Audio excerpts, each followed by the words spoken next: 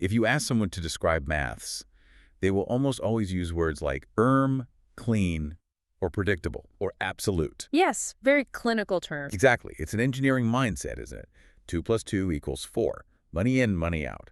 It is entirely binary, and frankly, there is a profound comfort in that predictability. Oh, absolutely. We love things that fit into neat little boxes. We really do.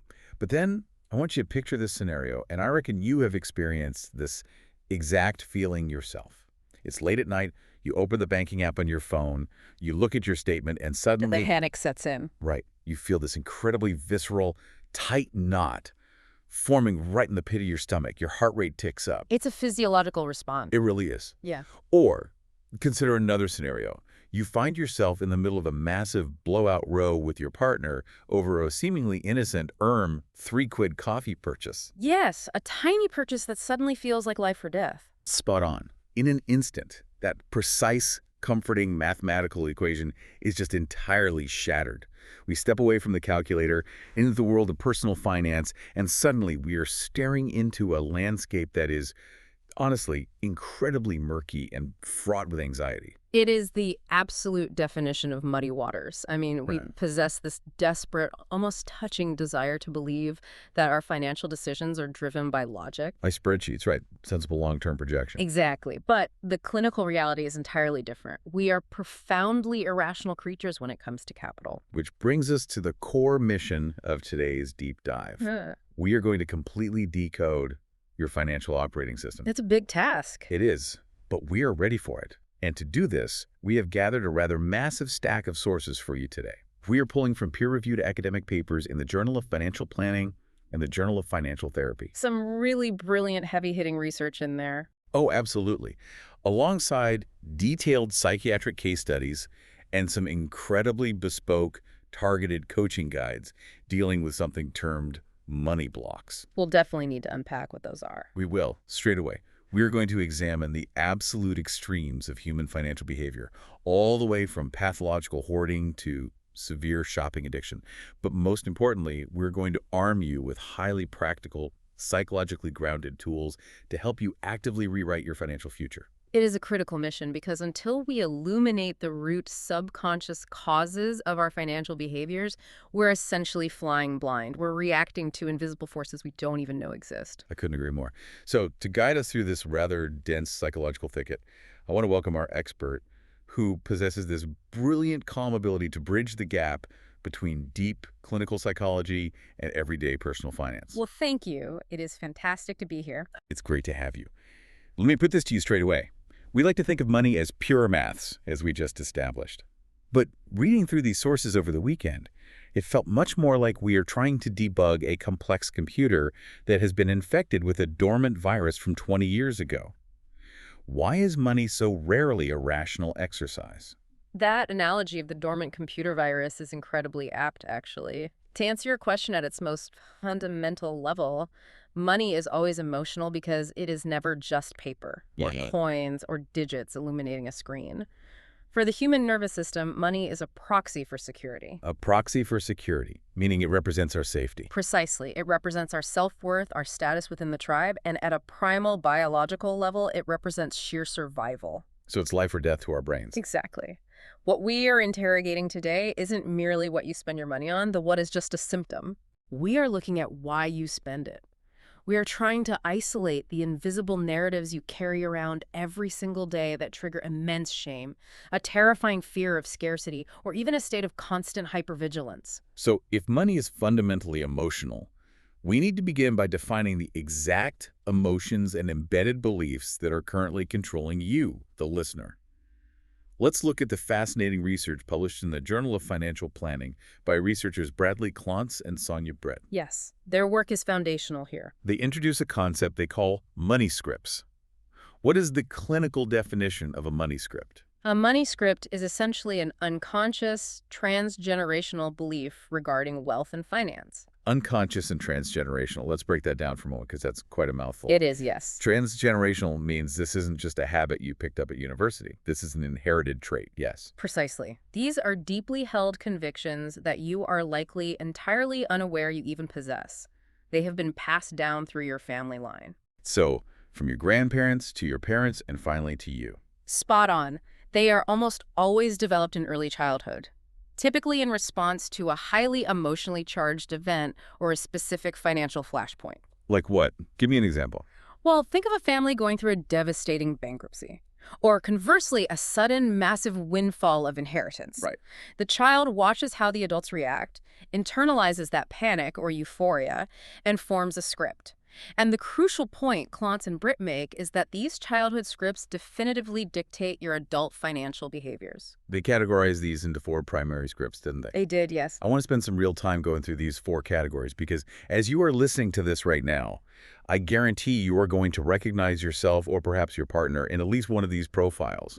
What is the first script? The first is termed money avoidance. This is the core defining belief that money is inherently bad, that rich people are inherently greedy or corrupt, Oh, wow. and ultimately that the individual themselves does not deserve wealth.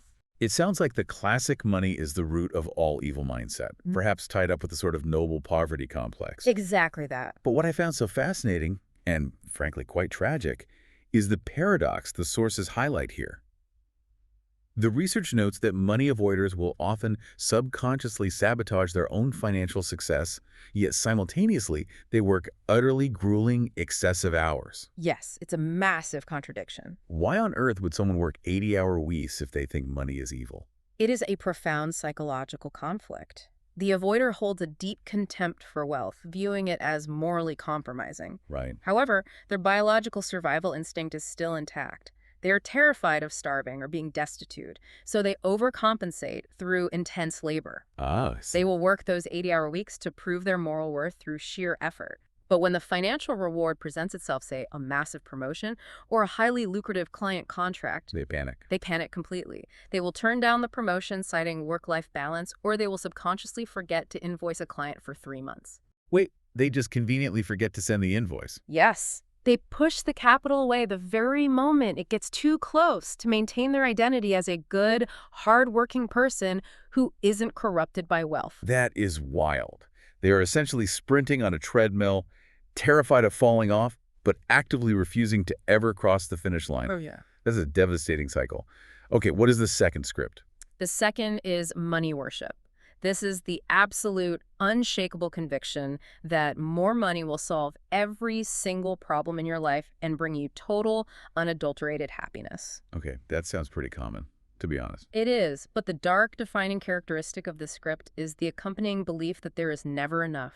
The hedonic treadmill. Well, yeah. So if you are earning 50,000 pounds a year, you convince yourself that you just need 100,000 to finally breathe and be happy. Right.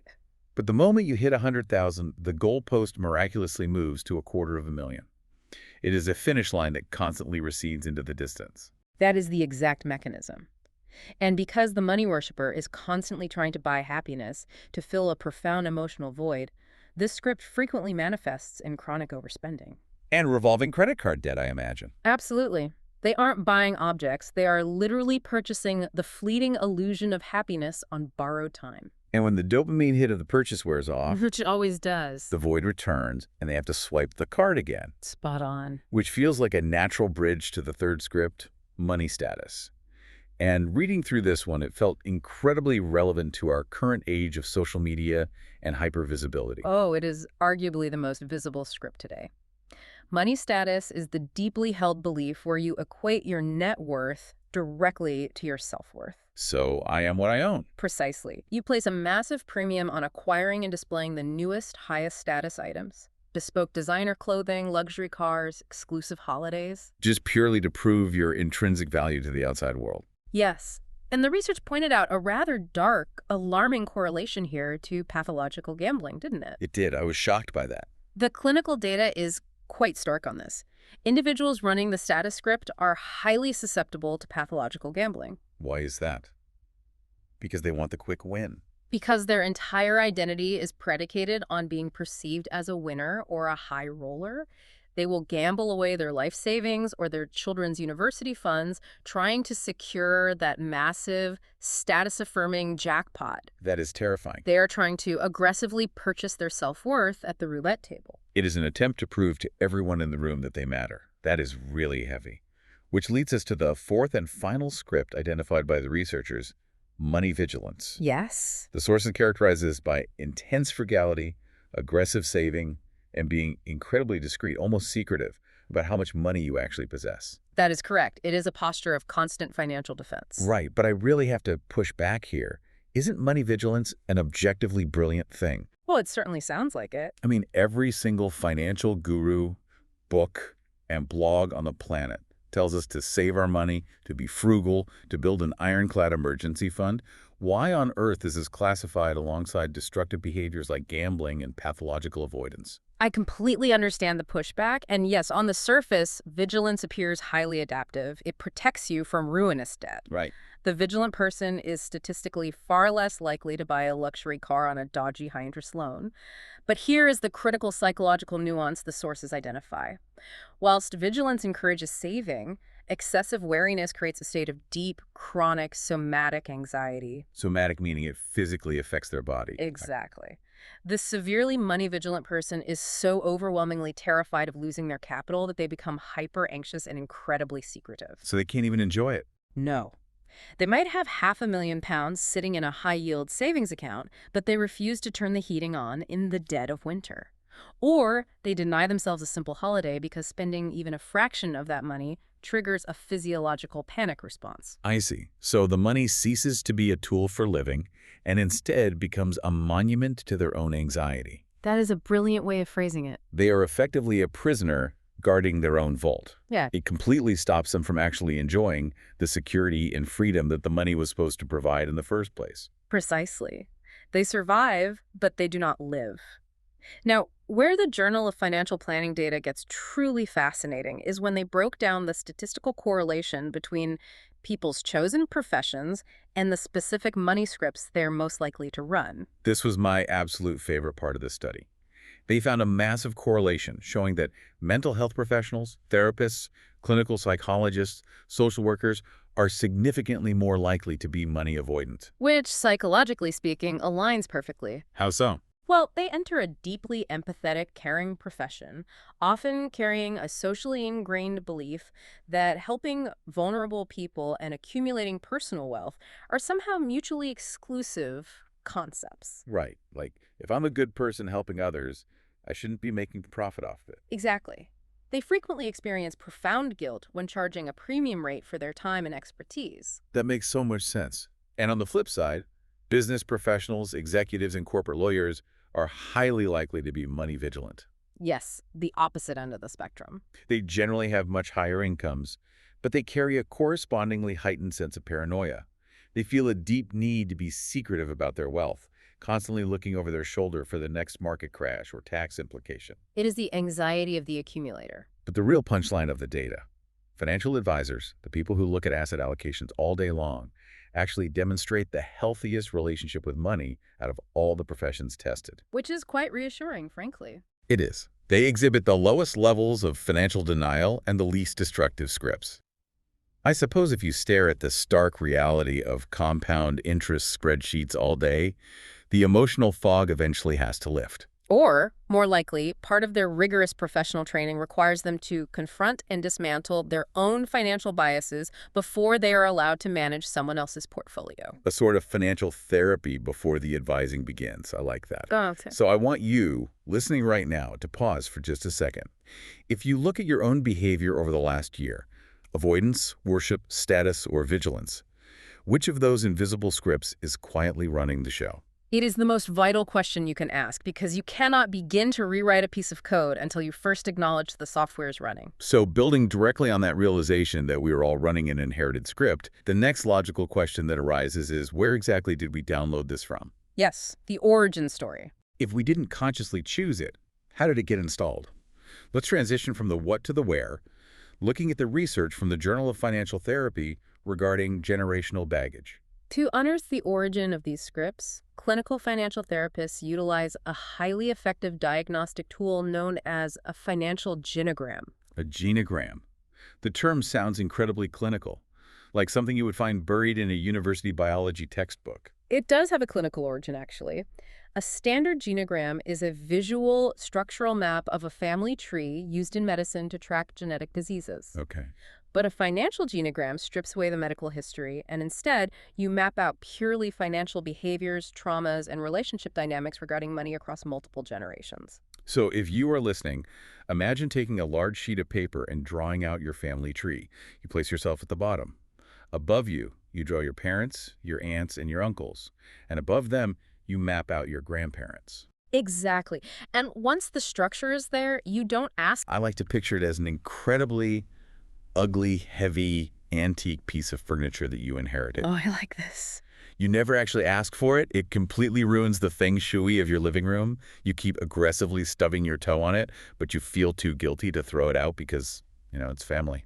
That is a remarkably accurate metaphor. You inherit the raw somatic trauma of poverty or the deep, lingering shame of a family bankruptcy without ever having actually experienced that specific event firsthand. Your body just remembers it for them. Yes. Your nervous system reacts to a threat that belongs to your grandfather. And this accumulated inherited baggage forms a very anatomy of what the targeted coaching source from Empower Coaching refers to as a money block. Money blocks. This is a phrase that gets tossed around constantly in modern life coaching and personal development spheres, often quite vaguely. Yes, it's become quite a buzzword.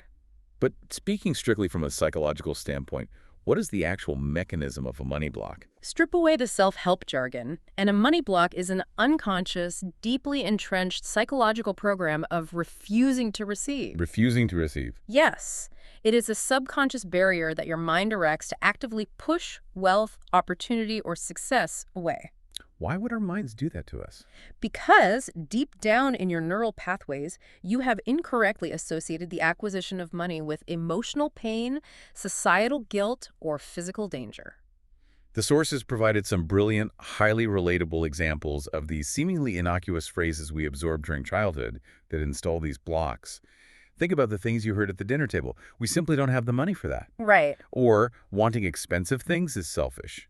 Or the classic, who do you think you are?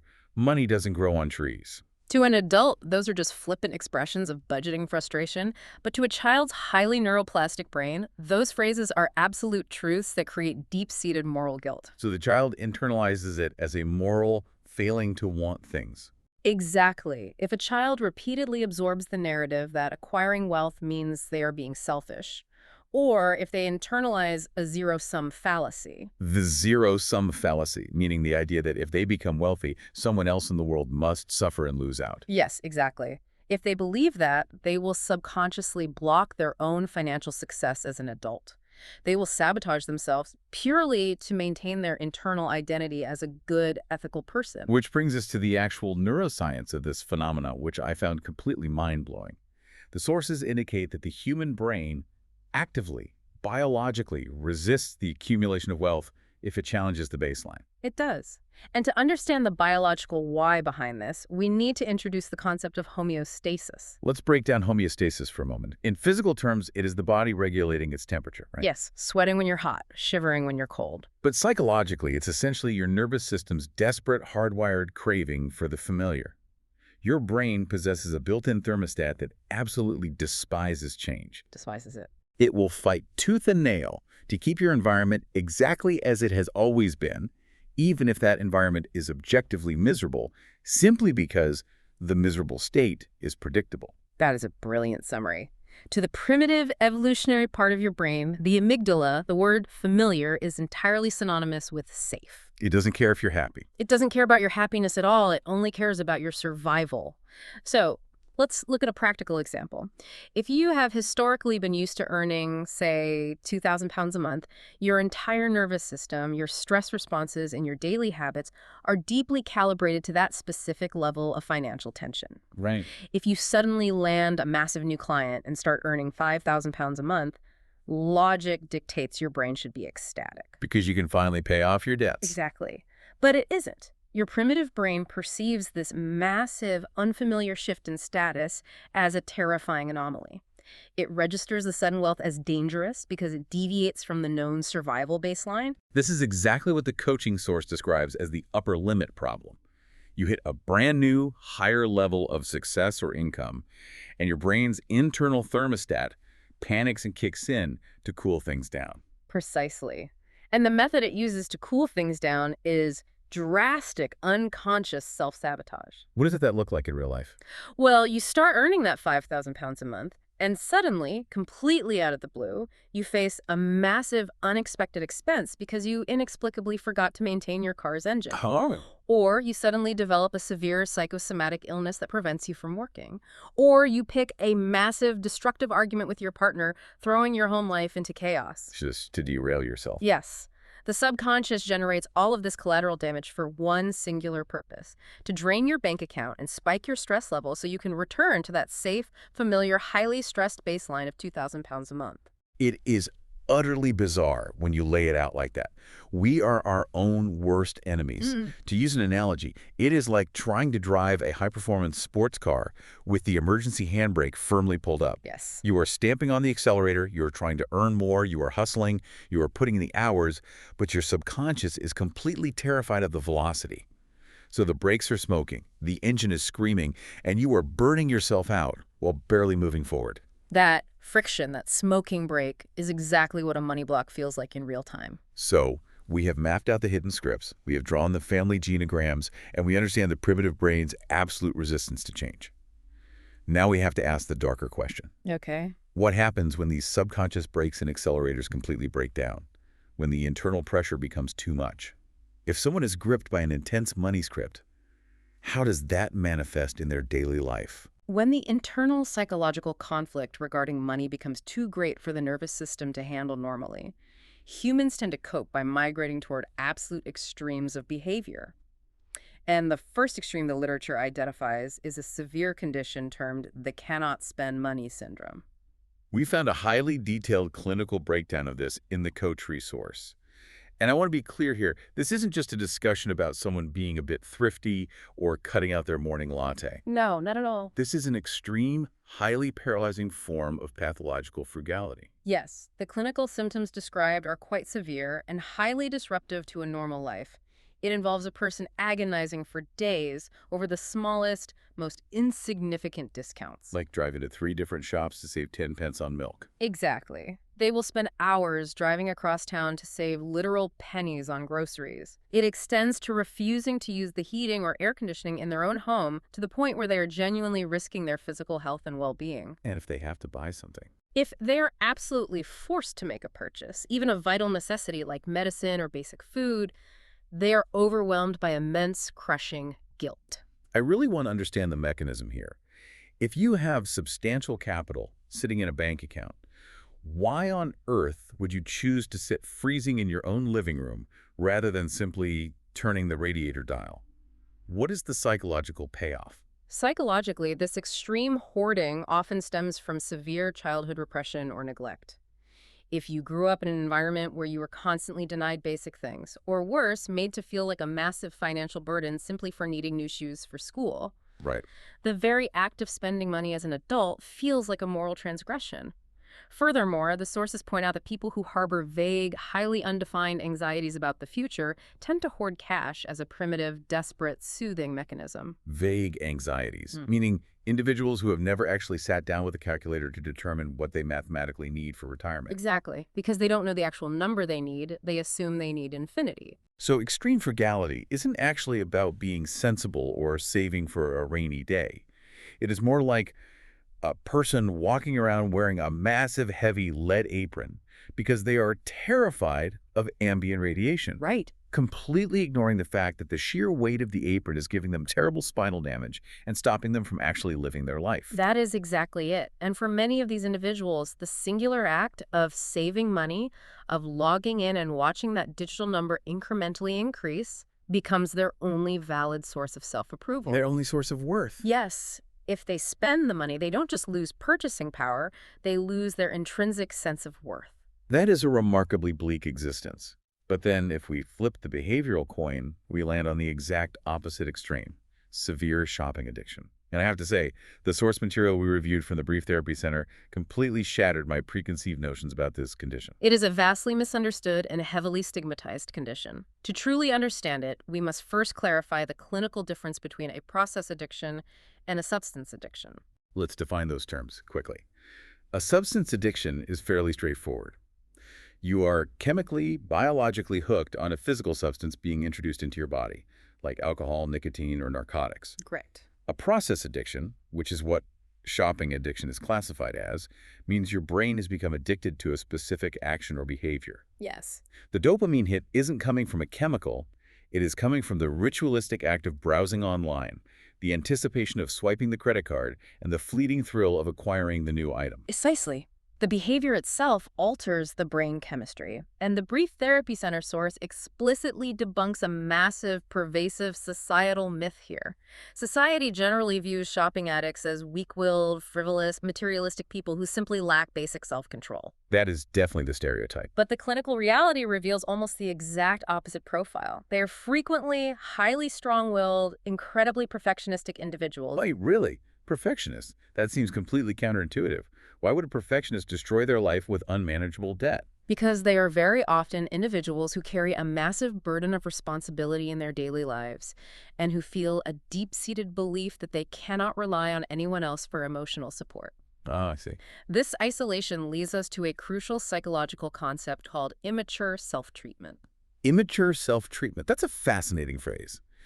To translate that into everyday terms, it basically means you are in deep, unresolved emotional pain. Right. You lack a healthy, robust human support network to help you process that trauma. Yes. So you urgently attempt to soothe your own nervous system using whatever blunt instrument is immediately in front of you, which in the modern world happens to be a credit card and an online shopping cart. Exactly. It is a desperate coping mechanism. You are genuinely trying to treat your own trauma, but you are utilizing an immature, highly temporary, and ultimately highly destructive tool to do it. And there was this profound philosophical point raised in the source material regarding exactly why shopping works so effectively as a soothing mechanism in the short term. The author stated, "Consumption is self-expression." It's a powerful thought, isn't it? I spent a lot of time thinking about that.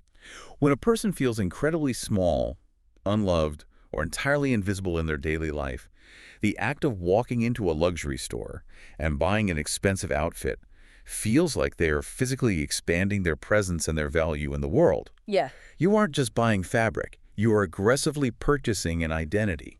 It is a tangible, physical way of screaming to the world, I matter. Look at this incredibly expensive proof of my intrinsic worth. That doesn't last. No, because the object itself possesses no actual emotional warmth. The feeling of validation is entirely fleeting. The new shoes go into the closet, the emptiness immediately returns, and the cycle must forcefully repeat itself. Okay, I am tracking with the psychology here, but I have to play devil's advocate for a moment. Go on. Let's say I have had a truly horrific, exhausting week at work. It is Friday evening, I'm feeling a bit down, so I go online, and I intentionally buy myself a rather nice pair of shoes to cheer myself up. If someone's just treating themselves after a hard day's labor, is that an addiction? Where is the clinical line drawn between a well-deserved treat and a pathology? That is an incredibly important distinction to make, and it comes down to the origin and duration of the pain. A treat is finite and proportional. Proportional to the stress. Yes. You buy the shoes, you genuinely feel a bit of a lift, and crucially, when the specific stressor of the work week dissipates over the weekend, the urgent need to shop also stops. The behavior is naturally contained. Right. The treat works, the stress fades, you move on. Exactly. An addiction, on the other hand, is driven by a constant, vague, ambient agony. The compulsive urge to shop doesn't stop when a specific external stressor stops, because the pain is internal, chronic, and deeply rooted. And what's the ultimate defining factor? The defining characteristic is that an addiction persists despite severe, compounding negative consequences. A true shopping addict will continue to compulsively acquire items until it causes absolute financial ruin, the destruction of their marriage, crushing debt, and very often it leads to cross-addiction. Cross-addiction. Meaning shifting the immense emotional weight from one crutch to another. Yes. Like suddenly starting to drink heavily, purely to cope with the overwhelming shame of the secret debt you accrued from the shopping addiction. Precisely. It becomes a hydra of coping mechanisms. Wow. That really crystallizes the severity of it. So whether you are on one end of the spectrum, hoarding every single penny and freezing in your own house, or you are on the complete opposite end, spending compulsively until you face bankruptcy. Right. The underlying engine driving both of these extreme behaviors is intense, unmanaged anxiety. If someone is completely bankrupting themselves through shopping just to feel a fleeting sense of worth, the stress of hiding that secret debt must be agonizing. How does the human body even sustain that level of chronic panic? What do the clinical sources say about the physical toll? The toll is absolutely devastating, and the medical reality of prolonged financial stress is far worse than society generally acknowledges. The physiological data from the Dwanko report and the Mincreek Clinic case studies make this incredibly clear. Right, because we culturally tend to compartmentalize financial stress as just a mental burden, a worry that lives abstractly in our heads while we try to fall asleep. But it doesn't stay in the head. Not all. The clinical research shows it relentlessly manifests in the physical body. The sources detail a massive spike in chronic migraines, severe gastrointestinal issues, and a statistically significant increased risk of cardiovascular disease. That's terrifying, really. The anxiety over your bank balance can, quite literally, break your heart. It is a systemic biological response to a perceived chronic threat. Your body is flooding itself with cortisol as if you are being hunted by a predator. But the predator is a mortgage statement. Exactly. And neurologically, existing in this state leads directly to a condition termed cognitive depletion. Cognitive depletion. Let's explain this mechanism clearly. Imagine your brain is the operating system of a smartphone. Right. Worrying about severe debt is like having 10 massive data-heavy applications running in the background at all times. Constantly draining the battery. Yes, your cognitive battery is being so constantly drained by the sheer, invisible weight of processing financial anxiety that you literally have no mental RAM left to do your actual job properly. Let alone summon the creative energy to improve your life or make rational, long-term decisions. That is a perfect technical analogy. It drastically lowers your executive functioning. You literally cannot think straight because your brain is dedicating all its essential resources to immediate survival mode. It creates a state of tunnel vision. And the sources highlight that in the most extreme clinical cases, this complete cognitive break can lead to a severe psychiatric symptom called poverty delusion. Poverty delusion. I had never heard of this before reading the sources. What exactly is it? It is a fascinating, deeply tragic manifestation of severe depression intertwined with financial anxiety. It is a psychological state where an individual genuinely, at their core, believes that they are completely bankrupt, destitute, and about to end up on the street. But objectively, they aren't. Right. No, that is the defining nature of the delusion.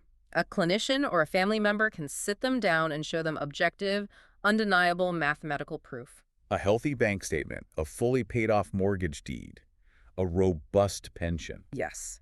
And the patient's brain simply cannot process the data. The brain violently overrides the objective mathematical reality to force it to match their overwhelming internal somatic feeling of absolute ruin. That right there is the ultimate proof that money is entirely emotional, not mathematical.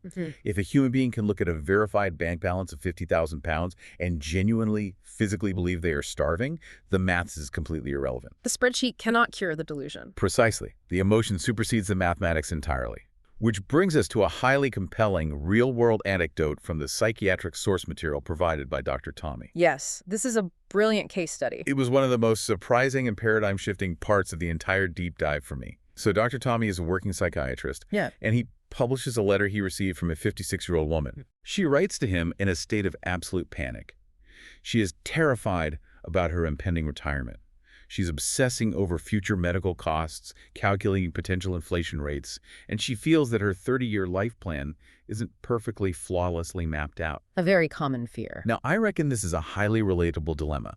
Most people in their 50s are sweating about this exact issue. It is the quintessential modern middle-class anxiety.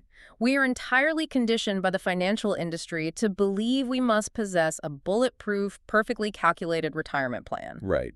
But Dr. Tommy's medical advice to this woman is completely unconventional. He writes back to her and essentially says, to be blunt, you don't need to make a retirement plan. Which completely contradicts everything every financial advisor has ever said. I really have to push back on the doctor here. Every single financial institution on earth spends billions on advertising to tell us to plan for retirement. We are constantly bombarded with messaging telling us to project our compound interest, calculate our pension deficits, and plan for every contingency. Yes, it's everywhere. Why on earth is a trained medical doctor telling a vulnerable patient to completely abandon her long-term financial plan? Is he just being dangerously irresponsible. It sounds highly irresponsible until you examine it strictly through a medical and psychological lens. Dr. Tommy unpacks the pathology of her anxiety brilliantly. His core argument is that the future is fundamentally and unavoidably unpredictable. Right. You can build the most complex spreadsheet in the world, but you cannot plan for a sudden global pandemic, Or an unexpected terminal illness. or a freak natural disaster, or a period of hyperinflation. The variables are infinite. Exactly. When a highly anxious person attempts to construct a perfect 30-year financial plan, they are attempting the impossible. They are trying to assert total control over the uncontrollable. And what does that do to them? For someone already prone to severe anxiety, obsessing over this hypothetically perfect plan does not create a sense of security. It actually generates paralyzing, chronic anxiety. They spend their entire present moment terrified of a future that hasn't even happened yet and that they cannot possibly predict anyway. So his advice isn't about ignoring money. It's about recentering on managing the present reality. Yes. The goal, strictly from a mental health perspective, is to manage for the time being.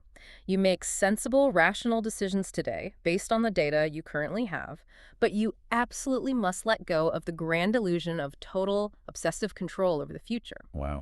For this specific 56-year-old woman, instructing her to let go of that perfect plan was not financial negligence on the doctor's part. It was an urgent medical necessity to save her present-day mental health. That is a massive fundamental paradigm shift. It is stating quite clearly that your physiological peace of mind today is actually vastly more valuable than a hypothetical spreadsheet projection of your wealth in the year 2050. Because if you completely destroy your cardiovascular and mental health with chronic anxiety today, you literally will not be around to enjoy the retirement you sacrificed your life to save for. Wow, that puts things into stark perspective. But let's extrapolate this further. If managing our own internal financial anxiety is this monumentally difficult, what on earth happens when we legally and romantically tie our life to someone else? Oh, this is where it gets very complicated. Someone who might have an entirely different, deeply entrenched money script running in their head. We need to look at how these internal battles manifest externally. Let's examine the research from the Wedding Guide and Monarch sources regarding money and relationships. It truly becomes a battlefield for many couples. When two people decide to merge their lives, they aren't just opening a joint checking account. They are forcefully merging two completely different, often highly incompatible financial genograms. It is the ultimate clash of inherited values. You see these classic, almost stereotypical standoffs. Give me some examples. Well, the extreme spendthrift who uses money to soothe, married to the hyper-vigilant frugal saver who hoards to feel safe. Or the partner who loves the comfort and economy of home cooking, constantly at war with the partner who views dining out at an expensive restaurant as the ultimate necessary reward for a hard week's work. And the crucial insight here is that because money represents fundamental security and personal worth, these arguments are never just about a 50-quid dinner bill. Right. You aren't arguing about the restaurant. You are arguing about safety, respect, and competing visions of what a good life looks like. Which leads us to an absolutely shocking statistic pulled from the Journal of Financial Planning. Their research found that a staggering 80% of individuals admit to actively hiding money, accounts, or purchases from their spouse. It is a massive societal issue. 80%. That is an epidemic. Clinically, it's referred to as financial infidelity. Financial infidelity. And the research showed it breaks down along highly gendered lines, didn't it? It did, yes. The data indicated that men most frequently hide purchases related to alcohol, expensive hobbies, or music equipment, whilst women are statistically more likely to hide spending related to clothing or gifts purchased for others. The specific items they are acquiring are actually less clinically important than the psychological act of the deception itself. The relationship experts stress a vital, often overlooked point here. Which is? The actual depletion of the capital, the spending itself, is rarely what ultimately destroys the marriage. It is the complex web of lying about the spending that causes permanent, often irreparable damage to the relationship's foundation. Because it fundamentally shatters the trust. The logic follows. Lee. If you can look me in the eye and lie about a shopping bag hidden in the boot of the car, what else are you capable of lying about? Basically. So how do couples actually navigate this minefield? If you are sitting across the kitchen tables from a partner who absolutely drives you mad with their incomprehensible spending habits, what is the practical psychological approach? The therapeutic sources offer some highly actionable de-escalation strategies. The first, and arguably the most vital principle to adopt, is substituting curiosity for blame. Curiosity over blame. That requires a lot of emotional maturity. It does. But it is essential. Instead of immediately attacking your partner, calling them irresponsible or selfish for spending too much, you must take a breath and ask why they feel the compulsion to spend. You have to play detective. Exactly. Try to uncover their underlying money script. Perhaps that seemingly frivolous, expensive dinner out is their one and only effective method of stress relief after a crushing week at a job they hate. Or, conversely, if your partner hoards cash, refuses to let you turn the heating on, and drives you mad with their penny pinching. Perhaps you need to realize is because they grew up in deep, traumatic poverty. And a full bank account is literally the only thing that stops their nervous system from spiraling into a panic attack. Once you finally understand the why, the underlying trauma, you can begin to approach them with genuine compassion instead of raw, reactive rage. And the sources provide some excellent practical tools to facilitate these highly charged conversations, too. One actionable tool mentioned is the green, yellow, red light system. This is a fantastic, highly pragmatic technique specifically designed for managing the acute physical anxiety we discussed earlier. Conversations about budgets instantly trigger the nervous system's threat response. The traffic light system is a method for couples to actively monitor their own and each other's physiological state during the discussion. Right, so green means we are both calm, our breathing is normal, we are rational, and we can safely look at the spreadsheet. Yes. Yellow means one of us is starting to feel defensive. Maybe the heart rate is ticking up, the tone of voice is getting sharp, the palms are sweating. Warning signs. And red means the nervous system is fully activated. We are in complete fight or flight mode. Logic has left the building. And the strict rule of the system is, if either partner calls red, you must call an immediate, unquestioned timeout. You physically stop the conversation before it devolves into a screaming match. It prevents the financial trauma from compounding and creating a new relationship trauma.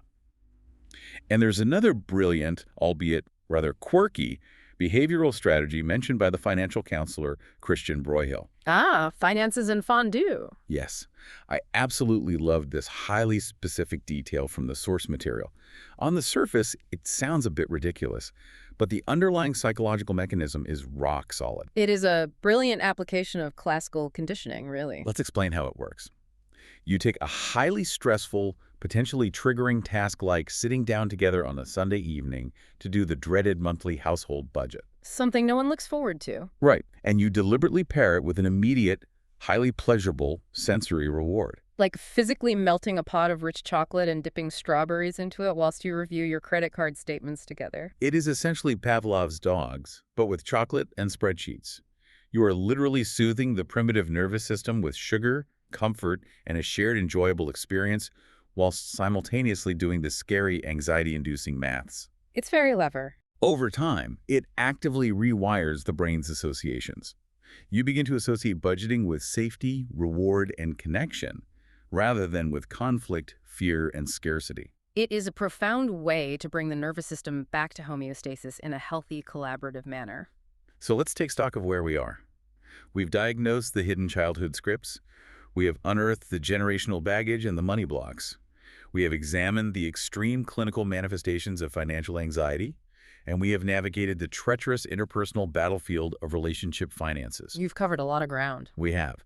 Now we arrive at the most crucial part of the deep dive. How do we actually fix this within ourselves? How do we actively rewire the mind? Let's dive into the practical therapeutic interventions the sources recommend. The Journal of Financial Therapy provides some highly profound yet accessible interventions here. The first is a technique rooted deeply in narrative therapy, and it focuses on an exercise they call the financial landscape. Narrative therapy, meaning we are choosing to treat our personal finances not as a sterile mathematical exercise, but rather as an ongoing emotional story we are telling about ourselves. Exactly. The intervention is simple but powerful. It asks you to review your recent receipts or your banking app history. But instead of just staring at the negative numbers, doing the maths, and feeling a wave of guilt, you pause and ask yourself a specific question. What is the emotional story behind this specific purchase? The source material gave some brilliant, illuminating examples of this reframing. Let's say you spent £50 on a tank of petrol to drive to work, instead of taking the significantly cheaper but much slower bus route. Okay. A standard, rigid financial budget would scream at you, cut the petrol expense, Take the bus. Save the money. But narrative therapy pauses and asks why you chose the car. And the honest answer might be, Because my personal time is deeply precious, and that extra hour I save by driving allows me to actually see my children and read them a story before they go to sleep. and in that moment of reframing, suddenly the 50 pounds isn't a failure of financial discipline. It is a conscious, beautiful investment in your core family values. Exactly. Or consider another scenario from the sources. Buying an expensive, premium brand name box of cereal at the supermarket instead of the perfectly adequate, cheaper own brand. Why do you reach for the expensive box? Because perhaps growing up in a household with severe financial strain, the brand name cereal was an unattainable symbol of wealth and stability. Buying it now as an adult is a subconscious way of telling your anxious inner child, look, we made it. We have enough now. We are safe. Precisely. It is a self-soothing mechanism. So I would highly encourage anyone listening to attempt this exercise tonight. Open your banking app, look at the last 3 discretionary purchases you made, and ask yourself without judgment, what does this purchase say about who I am, what I fear, and what I truly value? It is brilliant because it instantly extracts the toxic shame right out of the equation. Now, another powerful intervention drawn from the therapy world is something called the financial mirror, which originates from art therapy practices. This is a highly visual and frankly quite confronting exercise. I can imagine. The therapist instructs you to take a large physical corkboard, and you must physically pin up every single financial document you possess. Your outstanding debts, your hidden credit card bills, your assets, your student loans, your savings. You put every piece of paper up there to force yourself to see the whole picture simultaneously. I can imagine that being an absolutely terrifying, visceral experience for someone who's been actively avoiding a mountain of debt. It triggers immense stress initially, but it forces objective reality out of the shadows and into the open light. But the most crucial part of the exercise isn't looking at what is there. Oh, what is it? The critical question the therapist asks when you step back to look at this mirror is, what is missing from this board? Oh, wow. What are you deliberately hiding from yourself? Did you conveniently forget to pin up that high-interest store card you maxed out? Did you leave out the dodgy personal loan you took from a family member? Exactly. It ruthlessly revealed your psychological blind spots. That is brilliant. And moving from the deep diagnostic work to daily practical habits, the sources from Grotko and Empower Coaching outline exactly how we can incorporate basic mindfulness into our daily routine to manage this anxiety. And it is important to stress that this doesn't require a massive, overwhelming lifestyle overhaul. It can be as simple as dedicating 10 minutes a day. 10 minutes a day is very doable. The sources highly recommend daily journaling specifically about your money fears, getting the abstract terror out of your hyperactive amygdala and solidifying it onto a piece of paper is clinically proven to reduce the physiological stress response. And alongside journaling, the coaching sources emphasize the importance of actively rewriting your internal negative money vocabulary. This is a huge paradigm shift. It really is. It involves taking a disempowering phrase like, I can't afford that, which instantly makes you feel like a helpless, passive victim of circumstance, and consciously changing it to, how can I become the kind of person who can afford that? A simple change of words, but massive impact. It completely shifts the brain's gears from a state of closed defeat to an open, creative state of problem solving. The language we repeatedly use internally absolutely dictates our external reality. And the expert coaching source introduces another incredibly powerful yet surprisingly simple behavioral exercise specifically designed to overcome those deep-seated money blocks we discussed earlier.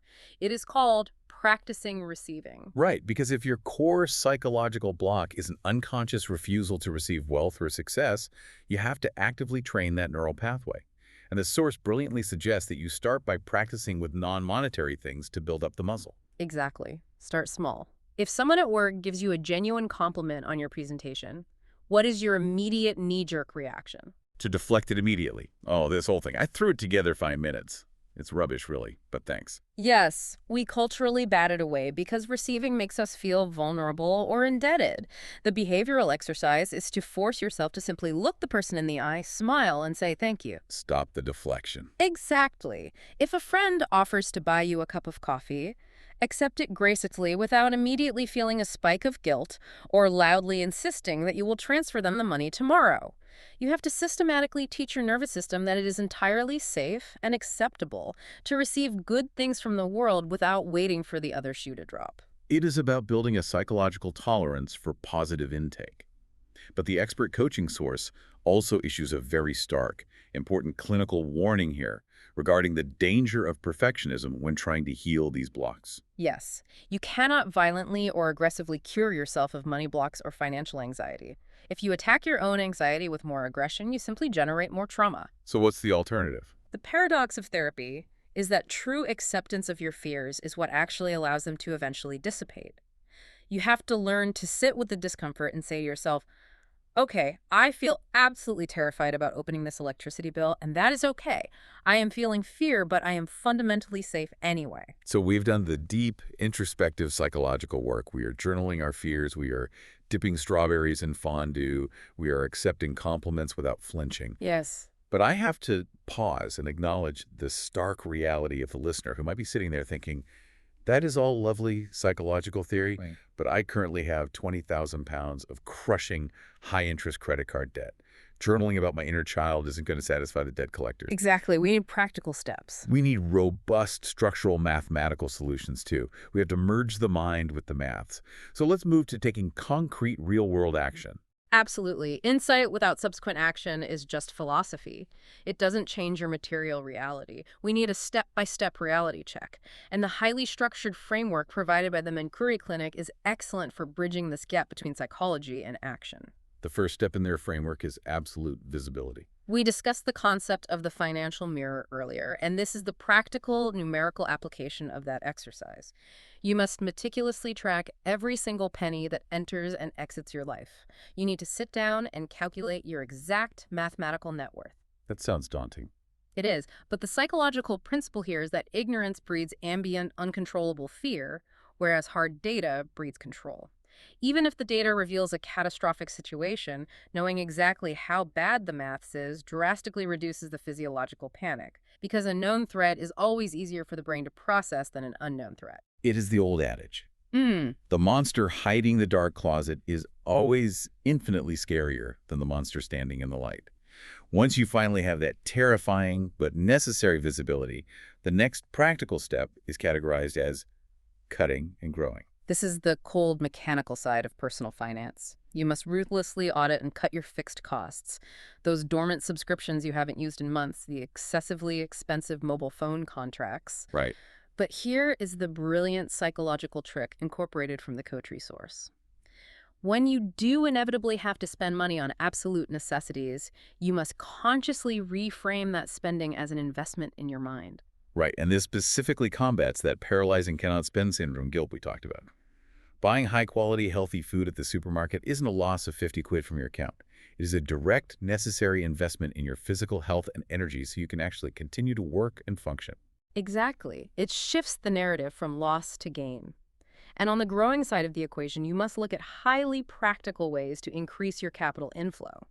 This means exploring side hustles, actively negotiating a raise at your current job, or investing time in skill building to make yourself more valuable in the marketplace. But sometimes, let's be honest, all the budgeting spreadsheets, side hustles, and narrative reframing in the world simply aren't enough to dig you out of a deeply entrenched hole. The sources are incredibly clear on identifying the threshold of when you need to swallow your pride and call in the cavalry. Let's talk about professional help. There is absolutely zero shame in outsourcing your financial strategy. A certified financial planner can provide an entirely objective, unemotional strategy when you are far too emotionally compromised to view your own money clearly. And what if it's worse than just needing a plan? If the debt is truly insurmountable, if the math simply cannot be solved by cutting back on coffees, you must look at robust legal and structural options. This means consulting lawyers regarding bankruptcy, engaging with debt charities, or accessing public support systems like housing benefits. There are organizations for this, aren't there? Yes. Organizations such as Debtors Anonymous exist specifically because out-of-control debt is a widely recognized systemic crisis, not a unique personal failure. And crucially, the framework strongly advocates for seeking medical help. Yes. This cannot be overstated. If your financial trauma is actively causing chronic insomnia, severe physical pain, or manifesting symptoms akin to PTSD, such as having visceral flashbacks to a past bankruptcy, or experiencing severe panic attacks just from the sound of the post arriving, you urgently need to see a psychiatrist or a clinical psychologist. Because it's an illness. Yes. Financial trauma of that magnitude is a legitimate physiological illness.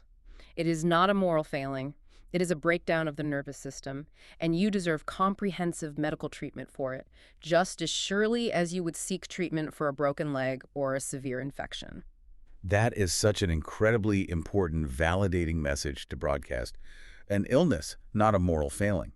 Which brings us to the culmination of our discussion today. We have been on an absolute marathon journey through the human psyche. We certainly have. We started by unearthing those invisible, unconscious money scripts downloaded into our brains during early childhood. We mapped our complex generational baggage and identified those deeply frustrating money blocks that act as a handbrake on our potential success. And we looked at the extremes. We did. We explored the extreme, fascinating neuroscience of our coping mechanisms, from freezing in our own homes to compulsively shopping until the point of ruin.